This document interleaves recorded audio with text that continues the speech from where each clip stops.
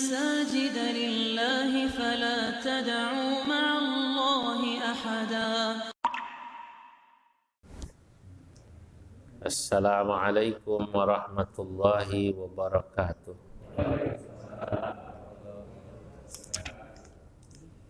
Alhamdulillahi rabbil alamin.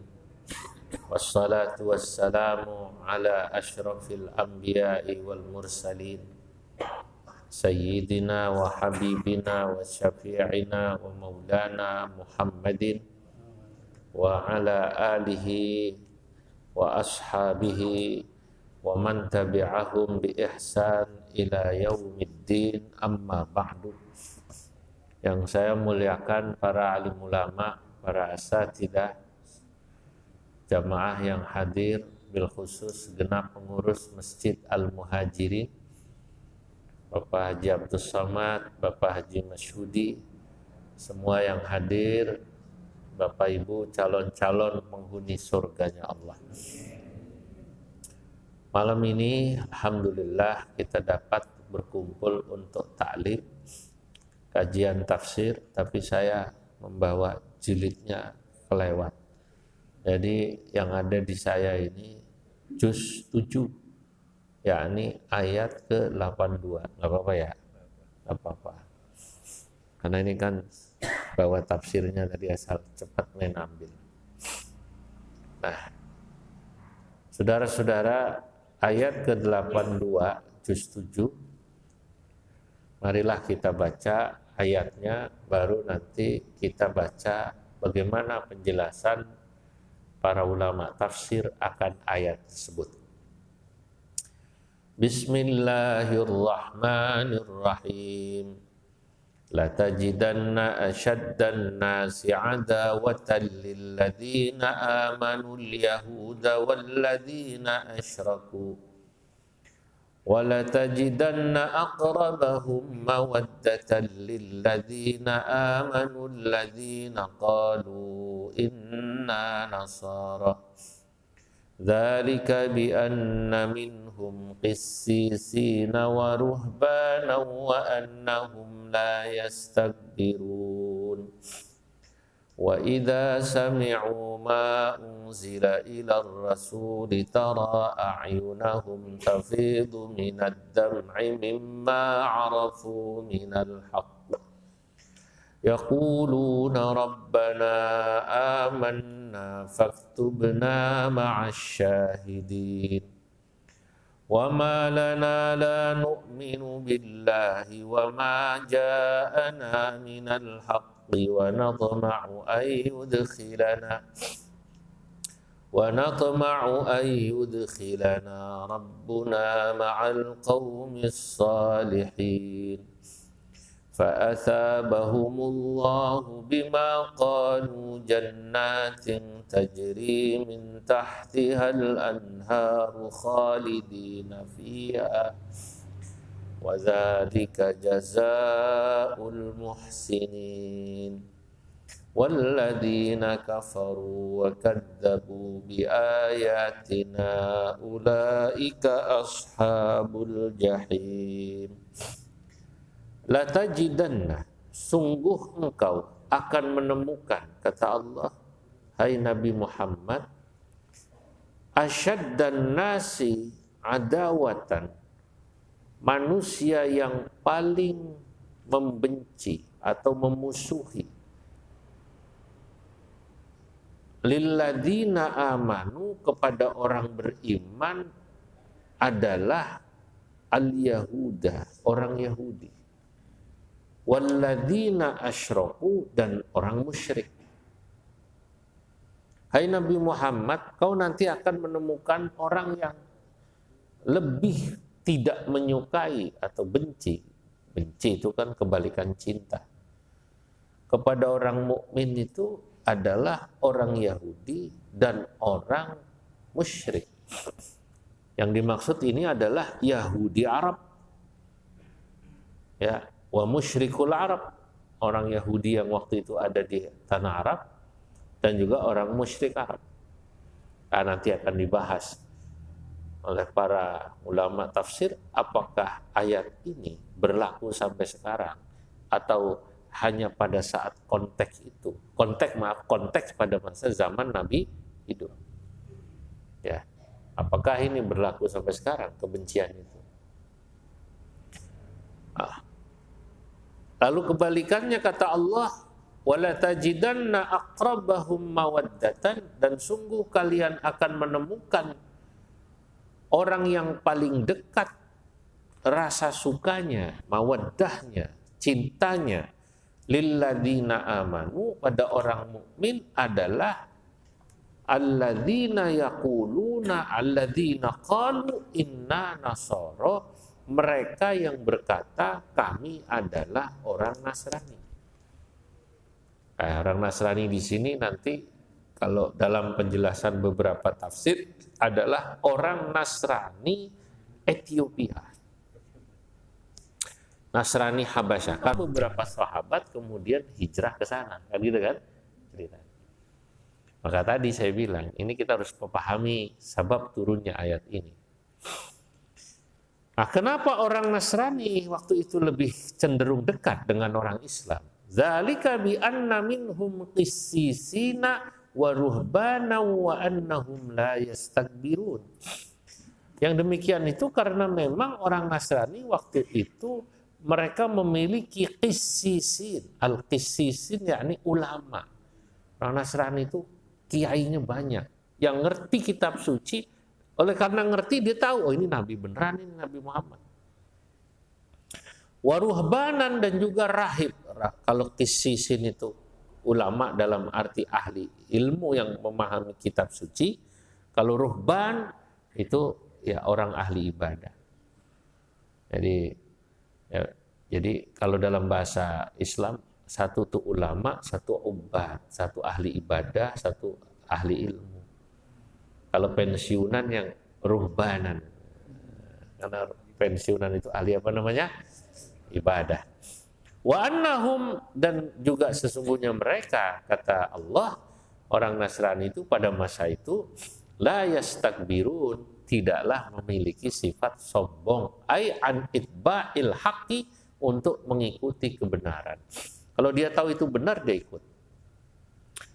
Kama yastakbirul yahudu wa ahlu Makkah, sebagaimana orang Yahudi dan orang Mekah sombong. Jadi waktu itu ketika Nabi dakwah pertama di Mekah, itu orang Yahudi nggak mau ikut, sombong dia.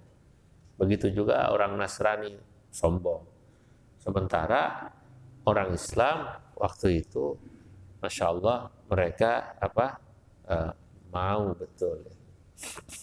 Nah, saudara-saudara hadirin yang dimuliakan Allah.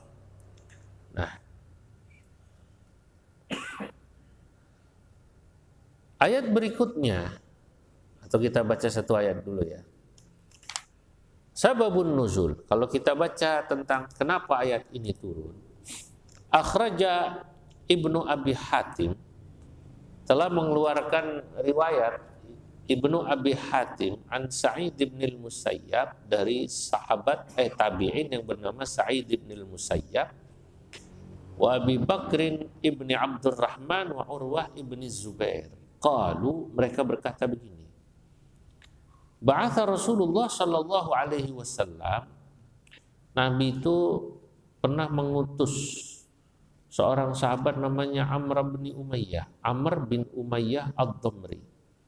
Wa kataba ma'ahu kitaban ila Najasyi, dan Nabi mengirim surat kepada Raja Habasyah Ethiopia. Raja Habasyah itu gelarnya Najasyi. Sebagaimana kalau Raja Romawi gelarnya Kaisar, Kaisar gitu. Fir'aun itu gelar Raja Mesir. Nama aslinya bukan Fir'aun, Ramses II gitu. Kayak sekarang ini Raja Inggris siapa yang baru ini? Charles berapa? 3 gitu kan. Nah, panggilannya King kan gitu. Nah, faqadima 'alan Najasyi, singkat cerita utusan Nabi yang namanya Amr itu datang ke sana, ke Ethiopia. Dulu Mekah, Ethiopia nyebrang doang. Ya. Faqara'a kitab Rasulullah sallallahu alaihi wasallam. Kemudian Najasyi, raja Ethiopia, membaca surat Nabi. Tsumma da'a Ja'far ibn Abi Thalib wal muhajirin. Kemudian raja Ethiopia atau Najasyi memanggil Ja'far bin Abi Thalib. Ja'far itu saudaranya sahabat Ali, kakaknya yang hijrah ke sana. Faqara alaihim surah Maryam. Kemudian Ja'far membaca surah Maryam. Memang Muhammad, kalau bahasa gampangnya ini, emang nabimu apa yang diajarkan padamu? Ini yang diajarkan, surat Maryam. Kaf ha ya ain sad.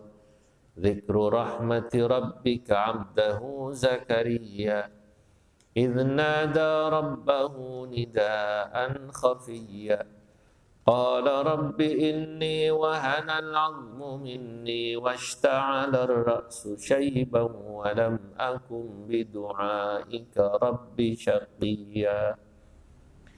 Wa inni khiftul mawaliya min wara'i wa kanat imra'ati 'aqiran fahab li min ladunka waliya. Dan terusnya.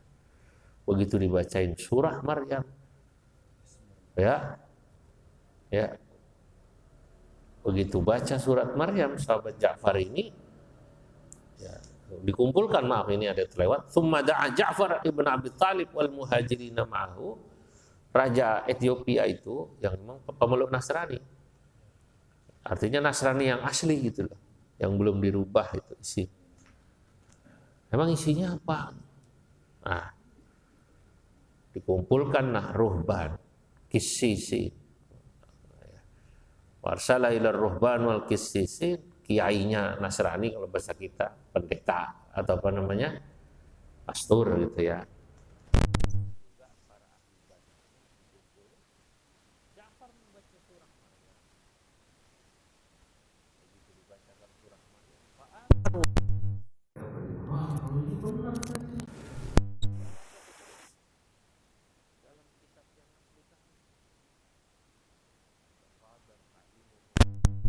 Bahkan mereka menangis, menetes air mata. Itulah mereka, kata para ulama tafsir, bahwa mereka waktu itu di mana namanya? Di Ethiopia, itulah yang dimaksud Allah dalam ayat ini. Nah, makanya kalau kemudian kita baca sekarang, apakah sekarang begitu? Ya beda. Ini pada masa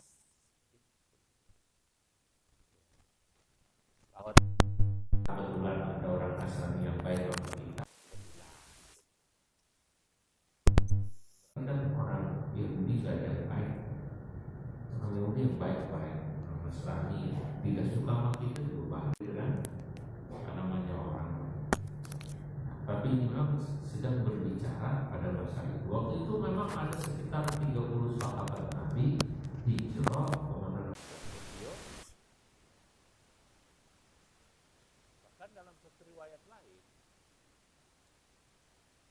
sahabat-sahabat Nabi selain membaca surah Maryam, mereka juga membaca surah Yasin.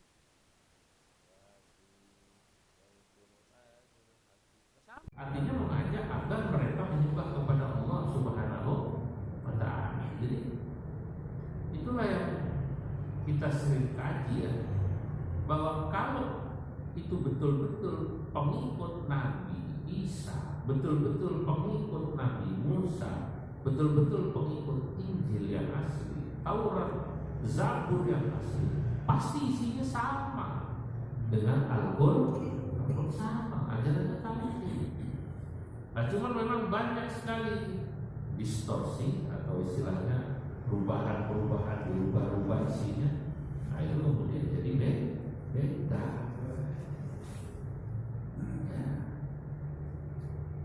Saudara-saudara, ini yang kemudian menurut para ulama konteks daripada ayat tadi.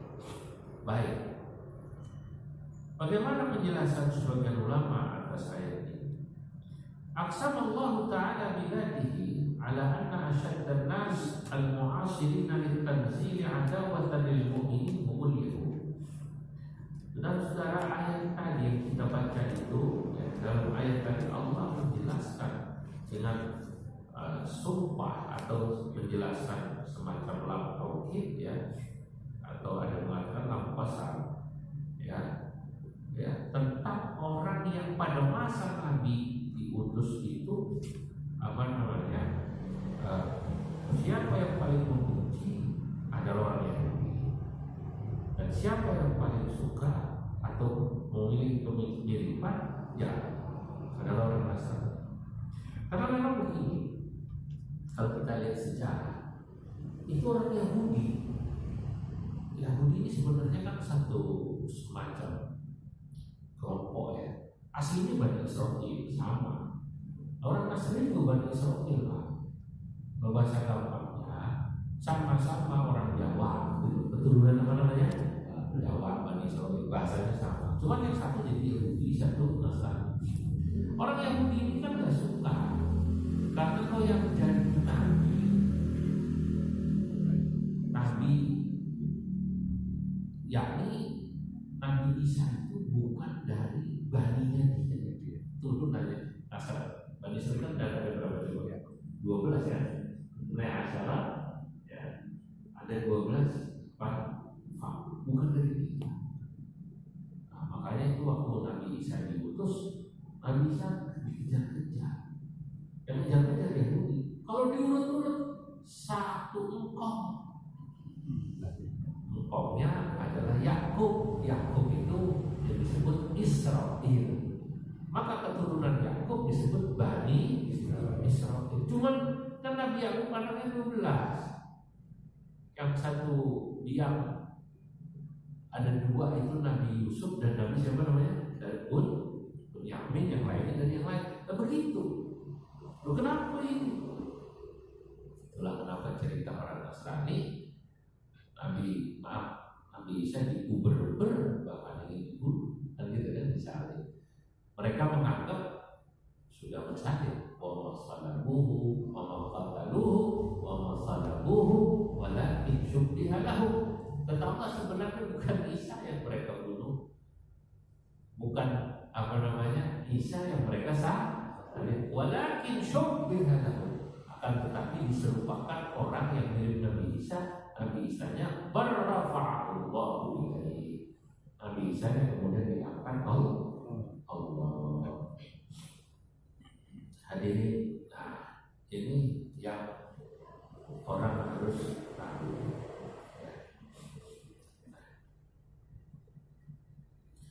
Nah, kalau boleh bilang bahasa gampangnya, orang Nasrani itu satu nasib dengan orang Islam.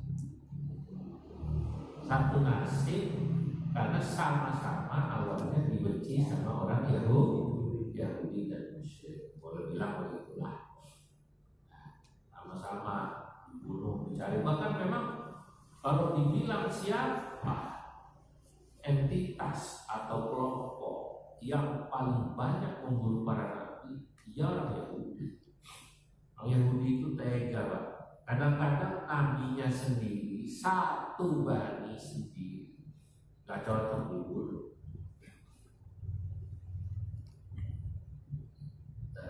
Ya, itu kan waqat lihimul abya bighairi hak. Bolak-balik Allah sebut karena mereka itu adalah membunuh para nabi. Nah, ayat ini pada sisi lain sesungguhnya ada sebuah pelajaran yang sangat tinggi. Kata para ulama, hadhil ayat tumathalun 'alin daqiqin lil insaf, daqiqun lil insaf wal haqqi wal adl. Ayat ini itu adalah sebuah pelajaran yang sangat tinggi, di mana kita itu diajarkan hidup fair. Insaf itu fair. Kalau bahasa sekarang namanya fair. Islam mengajarkan kita insaf. Insaf itu fair lah. Orang kamu baik kita dilepas, apapun agama. Buktinya Allah katakan orang yang paling mencintai kalian Nasrani. Pada saat itu loh ya. Pada saat itu orang yang saat itu paling benci pada kalian adalah siapa? Yahudi dan Musyrik. Itu fair namanya. Baik dibilang baik, jelek dibilang jelek. Nah, Yang kita mesti ambil mestinya dari ayat ini adalah pelajaran kita diajarkan bersifat fair. Bukan kemudian menganggap sepanjang zaman sampai kiamat Nasrani baik sama kita, gitu loh, paham nggak? Atau orang Yahudi sebaliknya orang Musyrik benci sama kita. Enggak, ini pada masa itu yang kita ambil fairnya itu. Kalau orang Islam juga kalau dia lagi jelek kita bilang jelek. Nah, mau biar dia Islam juga kalau mau tangga bayar jelek nggak kira-kira? Nggak jelek. Itu Islam namanya. Nah, kadang-kadang kan otokritik itu perlu. Kita orang Islam. Kalau Islam jelek kita bilang jelek. Kelakuan orang Islam maksud saya. Ada orang Islam jelek, ya kita bilang jelek. Ada orang Muslim baik, ya kita bilang baik. Nah itu. Karena Islam pada ayat ini, maksud saya Allah Subhanahu Wa Taala pada ayat ini sedang mengajarkan kepada kita bahwa Allah itu membagi manusia secara umum ila fariqaini menjadi dua kelompok. Itu pelajaran. Fariqul mu'minina wal mu'minina lahum wa jazaohum jannatun na'im. Pertama adalah kelompok orang yang mereka beriman dan orang yang mau bersekutu senang sama orang mukmin, dan ada orang yang membencinya. Ya. Maka Boleh jadi nanti dunia berubah. Boleh jadi gitu ya. Ada orang yang tadinya musyrik kemudian menjadi masuk Islam. Dan di sebuah daerah bisa berbeda-beda, Pak. Mohon maaf ya. Kalau kita lihat bagaimana orang India ya sikapnya terhadap orang Islam. Itu kan kita sering lihat bolak-balik berita di India ada masjid dibongkar. Orang Islamnya disakiti. Lah konteksnya India. Sama kayak di Burma, Myanmar, Myanmar kalau di India itu Hindu ya. Kalau di Burma, Myanmar apa? Buddha ya. Buddha. Ini lain-lain, Pak. Biksu kan di sana.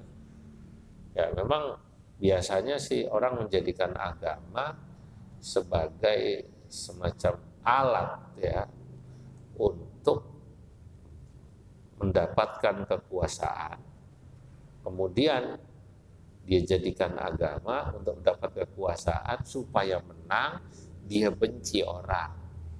Itu kadang-kadang yang mainin semua politisi sih sebenarnya,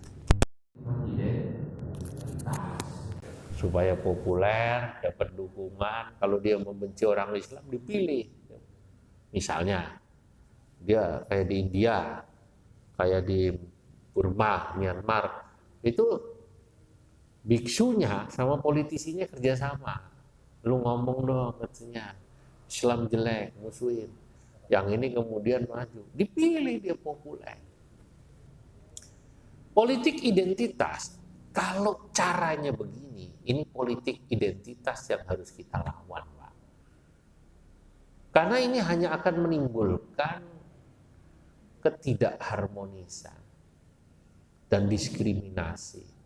Jadi adanya permusuhan, saling membenci, ya.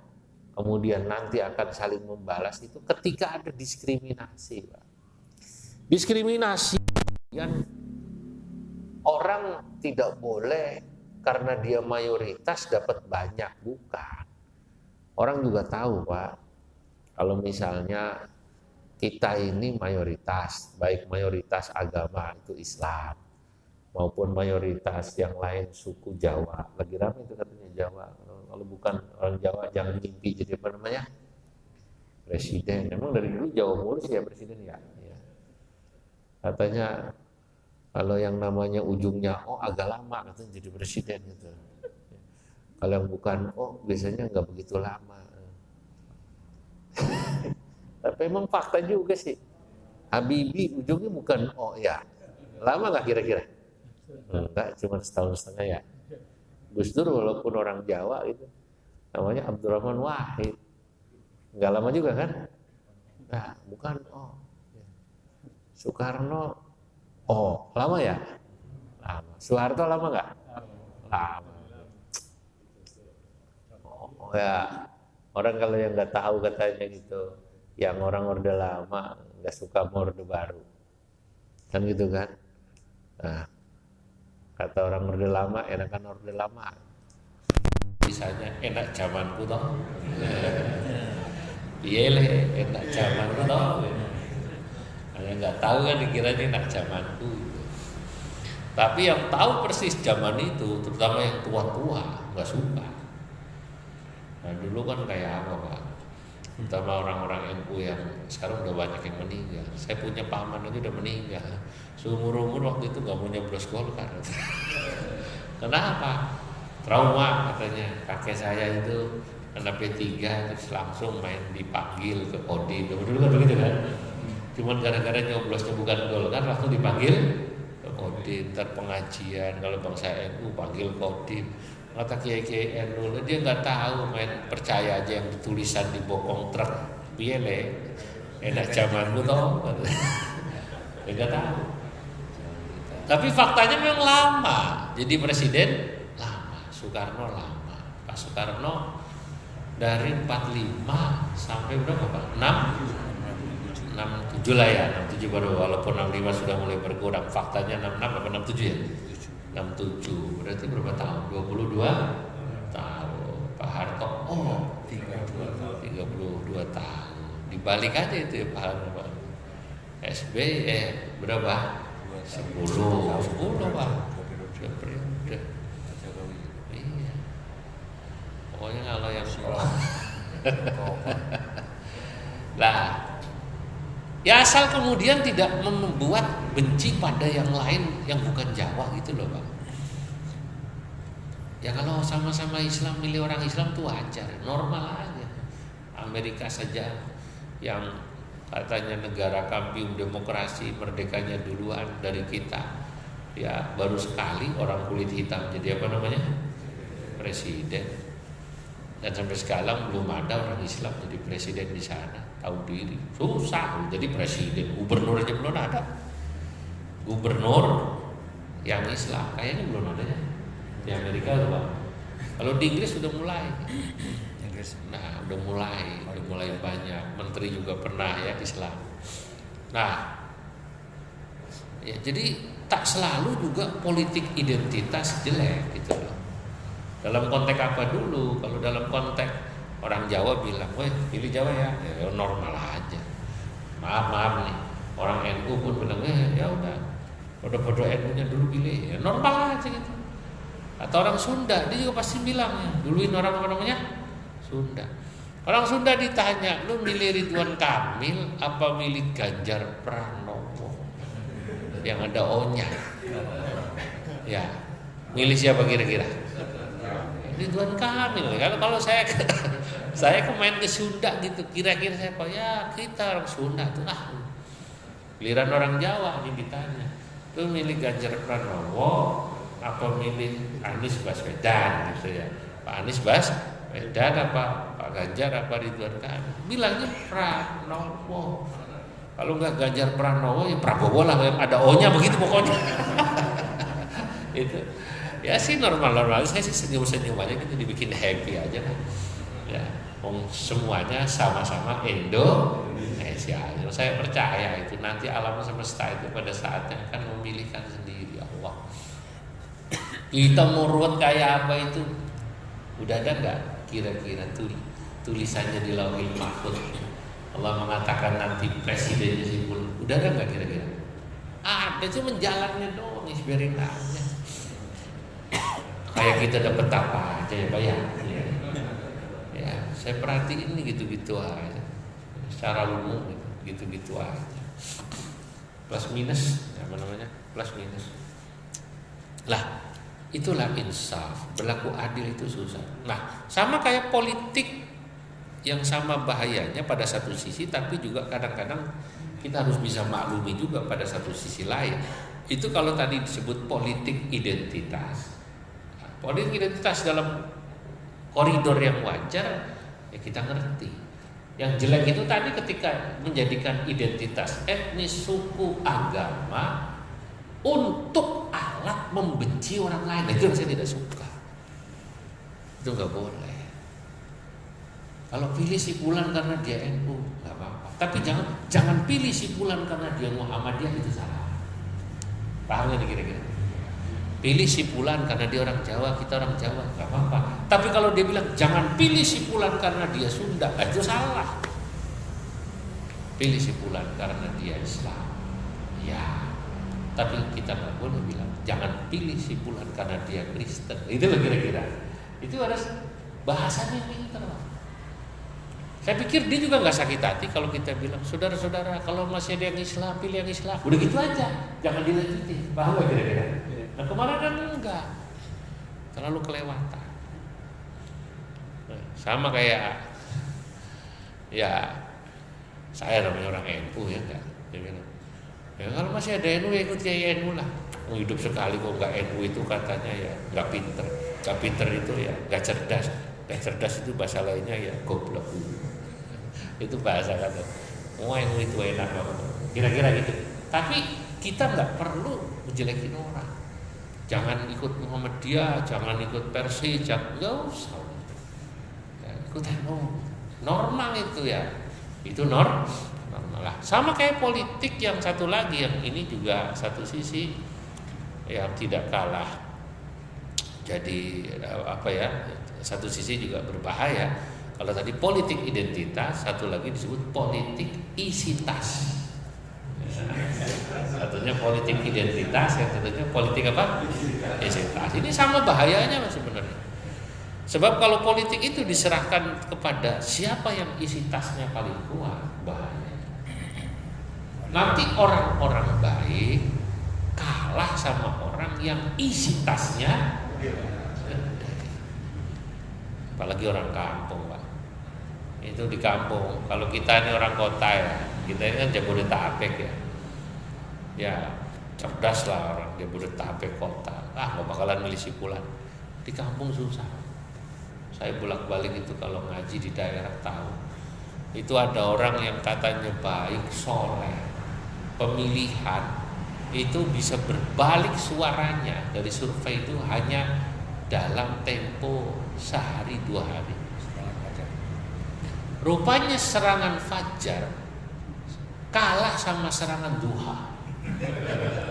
Yang satu nyerangnya fajar, yang satu duha. Jadi yang nyerang fajar dilihat berapa isinya. Oh, yang fajar 25, duha 50. Jadi kalau yang tidak pakai serangan fajar kalah dengan serangan fajar, yang serangan fajar ternyata kalah dengan serangan duha. Serangan duhur juga. Iya. Ya Allah, ya Rasul, kalau duhur udah tutup TPS. Yang satu lurus, nggak pakai politik isi tas, cuman pakai dalil saudara-saudara begini begitu, di bawah kalah. Makanya ada santri soleh nyalon kalah, Pak. Kata orang, lu itu kok padahal salamnya fasih, kok nggak kalian pilih? Mohon maaf, yang itu malah salamnya berantakan begitu, kok bisa jadi bupati, jadi ini dan itu. Apa yang ini, Pak? Walaupun salamnya nggak fasih, tapi salamannya fasih. Risinya. Salamannya fasih. Itulah disebut politik apa tadi? Isitas. Yang satu pakai ikhlas, kalah sama serangan fajar. Yang serangan fajar kalah sama serangan duha. Wallahu a'lam. Wabillahi taufiq wal hidayah. Bahaya. Nah, tapi begini. Kalau kemudian ada fenomena politik isi tas, kita juga harus insaf fair. Kita nggak bisa kemudian mengatakan yang nerima duit itu dosa semua karena memilih karena dikasih. Kita baru bisa bilang begitu, Pak, kalau rakyat kita ini sudah makmur, udah pinter semua. Di kampung mau beli minyak nggak ada, minyak apa namanya, sayur. Itu di daerah-daerah lah, di luar Jawa, di Jawa itu ada yang ngasih sembako minyak sayur, gula, beras. Yang satu tadi itu yang serangan fajar, cuman sembako minyak sayur, seneng. Rupanya di bom sama serangan apa tadi? Duha, sembako minyak sayur, gula, tambah apa namanya? Terigu sama amplop. Geser, Pak. Pertanyaannya, kira-kira itu yang nerima gitu itu dosa apa enggak? Nah, kalau yang ngasih boleh dosa, tapi yang nerima juga belum tentu dosa. Ya. Yang ngasih juga belum tentu dosa juga. Kalau misalnya ada orang baik, yang lain pakai begitu, dia polos-polosan kalah, nanti yang jadi yang bangsa kayak begitu, ya sudah. Nanti yang jadi pemimpin kalau kita biarkan kayak gitu, ya orang jelek semua. Yang di belakangnya ada bandar-bandarnya. Paham gak itu kira-kira? Maka yang baik-baik ini harus juga turun. Ya, tapi tadi diniatin bukan sebagai serangan-serangan apapun tadi, bukan serangan fajar maupun serangan duha, diniatin sedekah. Nah itu sebagian ulama bilang gitu, jangan main dihukum itu dosa semua, itu neraka. Masya Allah, setiap pilpres, pileg itu penuh neraka semua. Nah itu serang. Jadi ini menarik gitu ya. Jadi saya melihat ulama mutaakhir menafsirkan ayat tadi itu sebagai apa ya, sebagai ajaran di mana Islam itu mengajarkan kita bersikap apa tadi? Fair.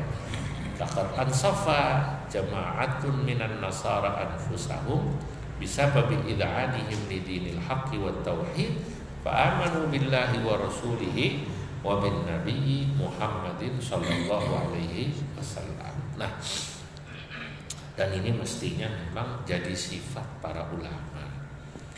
Nah, kalau ulama nggak fair itu ya susah. Kalau ulama yang nggak bisa fair, adil, insaf, bagaimana rakyatnya? Bagaimana orang awam? Wong katanya baik buruknya sebuah bangsa itu tergantung pemimpinnya.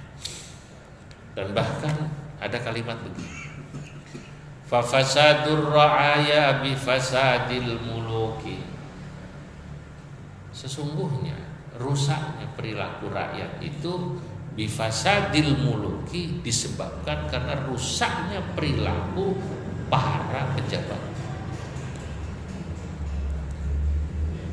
Kenapa? Ya rakyat itu nyontoh yang di atas pejabat. Pejabat saja begitu. Bahkan anak buah saja di kantor itu biasanya lihat atasannya begitu dia ngikut. Bahkan kalau kita di rumah pun sama Pak. Anak kita ya, biasanya secara umum mengikuti bapaknya.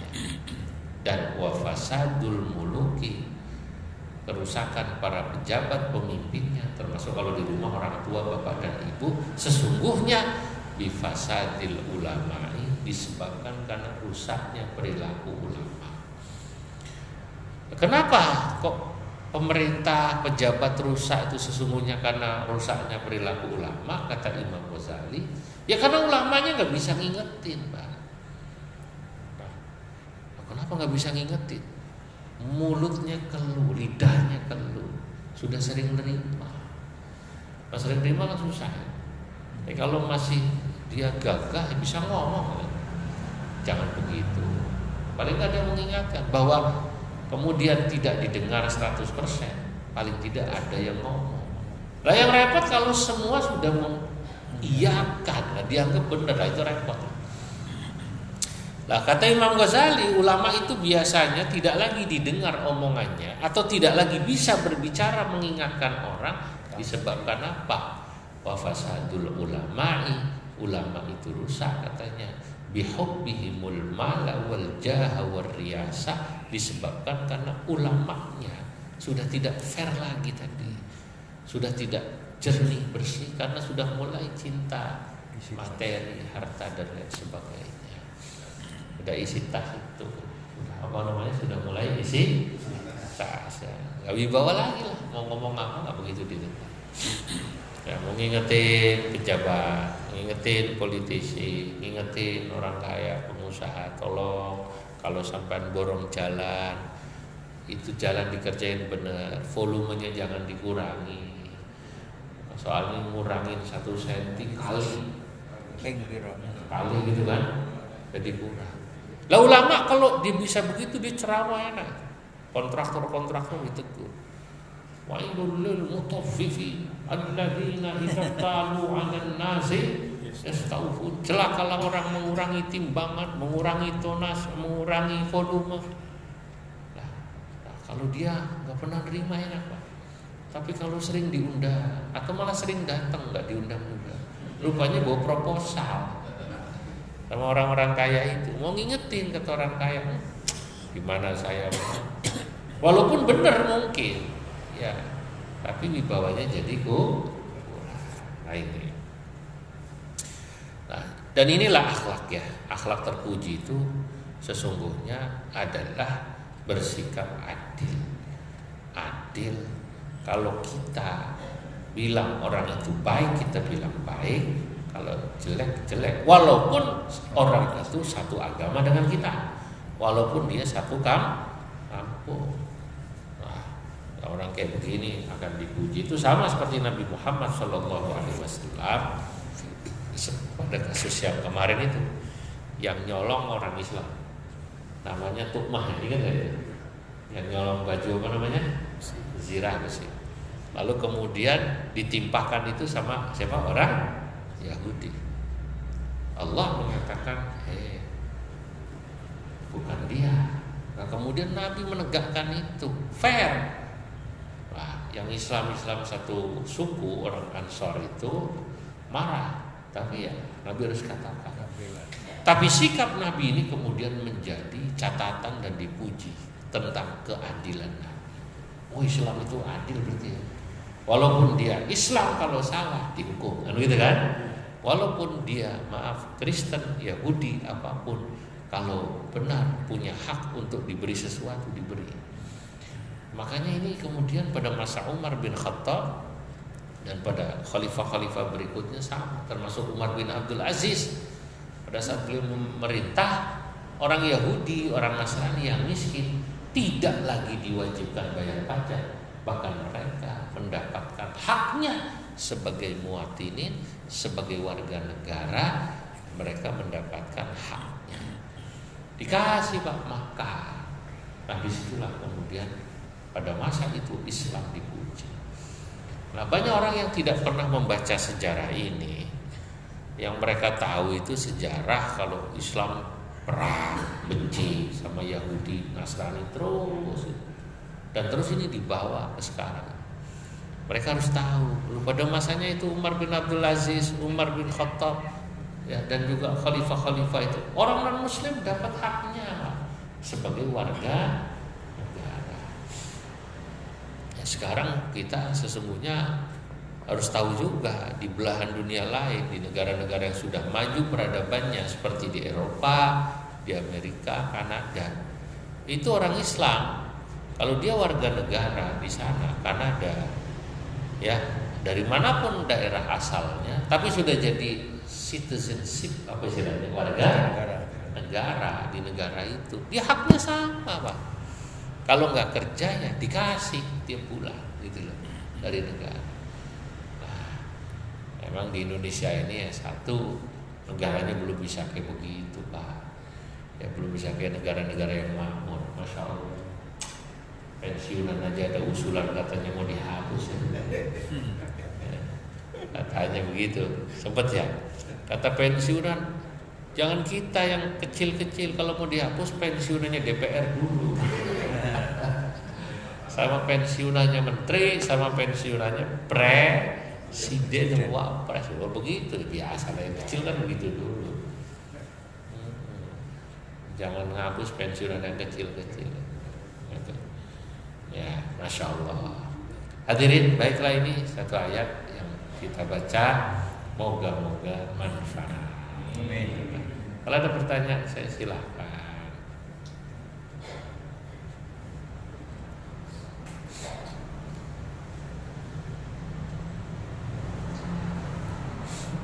Ada.